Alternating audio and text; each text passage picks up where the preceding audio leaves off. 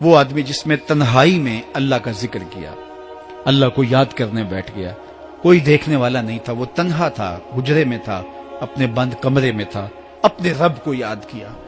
اللہ کی یاد کرتے کرتے اس کی آنکھوں سے آنسو ٹپکنے لگے، اس کی آنکھیں آنسوؤں کا خراج دینے لگی۔ تو میرے اور آپ کے آقا و مولا نے فرمایا کہ یہ آنسو اتنے قیمتی ہیں، ان آنسوؤں کے بدلے میں قیامت کے دن اسے عرش الہی کا سایہ نصیب ہوگا، عرش الہی کا سایہ اسے نصیب ہوگا ان آنسوؤں کے بدلے میں۔ رومی علیہ رحمہ فرماتے ہیں جہاں پانی گرتا ہے وہاں سبزہ اگتا ہے، جہاں آنسو گرتے ہیں وہاں رحمت اترتی ہے۔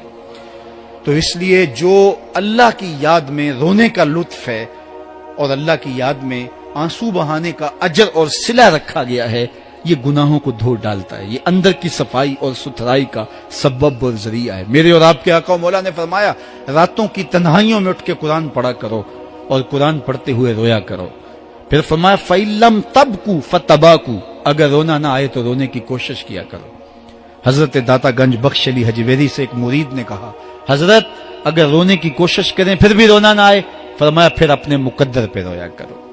تم اتنے سنگ دل ہو گئے ہو کہ تمہاری آنکھیں آنسوں کا خراج نہیں دیتی۔ جو رونا نہیں جانتا وہ اللہ کی رحمتوں کو اور اللہ کی کرم نوازیوں کو کیسے سمیٹ پائے گا؟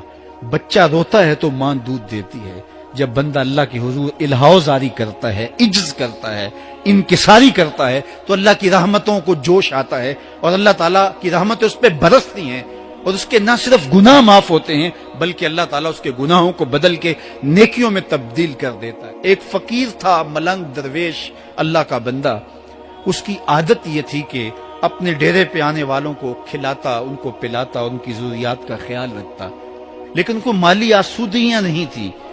ہوتا یہ تھا کہ بعض اوقات لوگ آتے تو ادھار لے کر کے وہ لوگوں کو کھلا دیتا۔ خیر چونکہ فقیر کا مزاج یہ ہوتا ہے کہ لوگ آئیں اس کے ڈیرے سے کھائیں، بابا بلے شاہ نے بھی کہا تھا نا اٹ کھڑک کے دکڑ بجے تتا ہووے چلا، آن فقیر کھا کھا جاون راضی ہووے بلا۔ یہ فقیروں کا مزاج ہے، تو جو بھی آتا اس کے ڈیرے سے کھاتا اور وہ ادھار اٹھا اٹھا کے لوگوں کی ضروریات کو پورا کرتے رہتے۔ وقت آخر آ گیا، جن لوگوں نے ادھار دیا تھا وہ سارے تقاضا کرنے آ گئے۔ اب بابا جی کو کیا فکر لاحق ہے کہ یہ میرے مہمان اور میں ان کو کچھ پیش کرنے کی صلاحیت نہیں رکھتا۔ ایک بچہ تھا، وہ کچھ سامان بیچ رہا تھا، پتیسا بیچ رہا تھا یا کوئی اور چیز بیچ رہا تھا۔ اس نے گلی سے گزرتے ہوئے آواز لگائی، خادم کو کہا سے بلا کے لاؤ، کہا تم بیچ رہے ہو تو میرے مہمانوں کو کھلا دو۔ بچہ بڑا خوش ہوا کہ میں سارا دن گلیوں میں گھوم کے یہ پتیسا بیچنا تھا، اب یہ ایک جگہ ہی سارا فروخت ہو گیا تو یہ تو موج لگ گئی، میں جلدی گھر چلا جاؤں گا، میری ماں خوش ہو گئی۔ تو سارا ان مہمانوں کو کھلا دیا گیا اور اس کے بعد کہا بابا جی پیسے؟ کہا تم بیٹھ جاؤ، جب ان کو ملیں گے تو تجھے بھی مل جائیں گے۔ وہ بیٹھ گیا، 2 4 10 منٹ بیٹھا تو بچہ تھا، پھر کھڑا ہو گیا، بابا جی پیسے؟ کہا جب ان کو ملیں گے تو تجھے بھی مل جائیں گے۔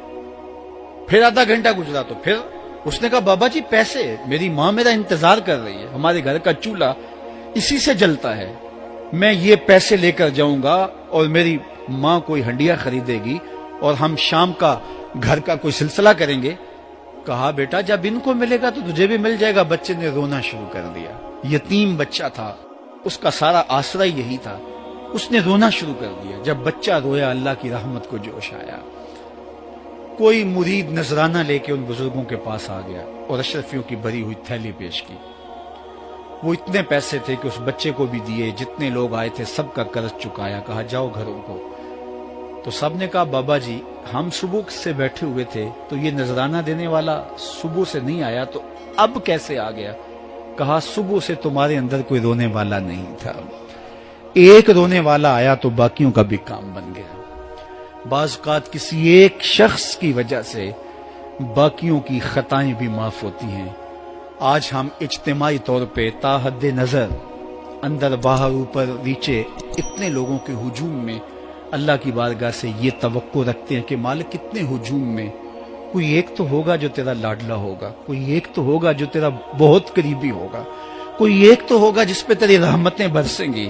تو مالک اس کے صدقے سے ہماری خطائیں بھی معاف کر دے، ہمارے گناہ بھی معاف کر دے۔ کوئی ایک رونے والی آنکھ مل گئی تو باقیوں کا بھی کام بن جائے گا۔ اٹھ فریدا ستیا تے میلا ویکھن جا، وت کوئی بخشیا مل جاوے تے تو ہی بخشیا جا۔ میرے مالک ہم سب کی خطائیں معاف کر دے، ہم سب سے درگزر فرما، اور ہم سب کے باطن کو ستھرائیاں دے دے، ہمارے اندر کو پاکیزگیاں دے دے۔ بہت وقت میں نے اور آپ نے صاحب گزار لیا، تیزی کے ساتھ زندگی بیت رہی ہے۔ میں اگر اپنے آپ کو دیکھوں تو میری زندگی کتنی بہاریں کاٹ چکی ہے۔ اگر آپ اپنے آپ کو دیکھیں، کوئی 60 سال، کوئی 20 سال، کوئی 25 سال، زندگی تیزی کے ساتھ گزر رہی ہے۔ بندہ جب سوچتا ہے کہ میں 40 سال کا ہو گیا ہوں تو آگے میری زندگی کے اگر 30 سال بھی ہیں تو 30 سال تو کافی ہیں، لیکن وہ پیچھے اگر پلٹ کے دیکھے تو 40 سال یوں گزر گئے جس طرح چٹکی بجائی جاتی ہے۔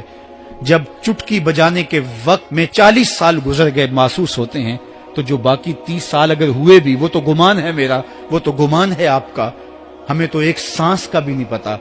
پوچھا گیا زندگی اور موت کے بارے میں کیا خیال ہے؟ کہا فجر پڑی ہے، پتہ نہیں ظہر پڑھ سکیں گے یا کہ نہیں۔ کہا اتنی لمبی امیدیں لگائے بیٹھے ہو، کہا ظہر پڑی ہے، پتہ نہیں عصر پڑھنے کا موقع نصیب ہوتا ہے کہ نہیں۔ کہا یہ بھی طول عمل ہے۔ ایک بولا عصر پڑی ہے، پتہ نہیں مغرب پڑھ سکیں گے یا کہ نہیں۔ کسی نے کہا ایک رکعت پڑی ہے، پتہ نہیں دوسری رکعت بھی پڑھنا نصیب ہوتی ہے یا نہیں۔ کہا یہ سب تمہارے منہوں کی باتیں ہیں، میں تو کہتا ہوں ایک طرف سلام پھیرا ہے، پتہ نہیں دوسری طرف سلام بھی پھیر سکیں گے یا کہ نہیں۔ کیا موت اتنی قریب نہیں ہے؟ ہم نے اپنی آنکھوں کے سامنے لوگوں کو جدا ہوتے یوں نہیں دیکھا ہے؟ ہم کہتے ہیں اس کی خبر سنا رہے ہو موت کی، یہ تو میں نے ابھی سبزی والی دکان پہ دیکھا تھا۔ لیکن جب موت آتی ہے تو ایک لمحے کا تقدم اور تاخر نہیں ہوتا۔ تو صاحب آئیے اپنی زندگی کو اللہ اور اس کے رسول کی راہوں پہ ڈالیں۔ آج وقت ہے، آج موقع ہے، آج توبہ کا دروازہ کھلا ہے، کل سب کچھ نہیں ہوگا۔ آج اس کی رحمتیں آواز دے رہی ہیں، آج وقت ہے، وقت پر کافی ہے ایک قطرہ بھی آب خوش ہنگام کا، جل گیا جب کھیت برسا می تو پھر کس کام کا۔ اب آئیے سنیے، اس کائنات کے اندر ہمیں وہ خواتین ملیں گی جو پردے کے پیچھے تھی، لیکن پردے کے سامنے ماں نہیں آئی، عبد القادر جیلانی آئے۔